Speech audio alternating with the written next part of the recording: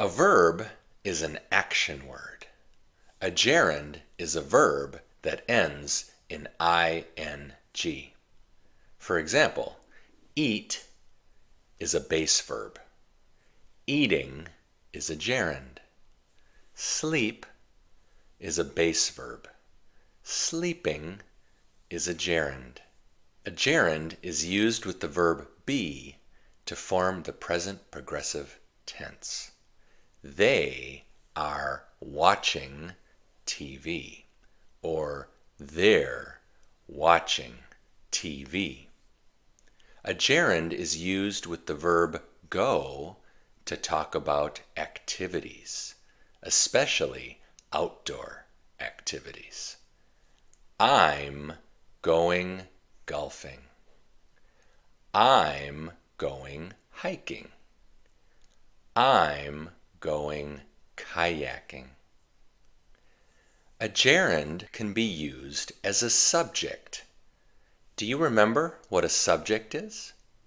A subject performs the action of the verb. Fishing requires patience. What requires patience? Fishing requires patience. Fishing is the subject. Fishing is a gerund. Require is a base verb. Did you notice that we added an S to the end? This is because the subject is it. When the subject is he, she, or it, we add an S or sometimes an ES to the end of the base verb. He and she are people. It is not a person. Fishing is not a person. Reading improves vocabulary. It's true. When you read, you learn new words.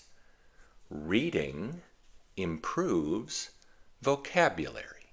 Listening to music relaxes me. When I listen to music, I feel relaxed. Let's look at some examples with the verb be. Be is irregular. It's different. I am. You are. We are. They are. He is. She is. It is. Singing in the shower is fun.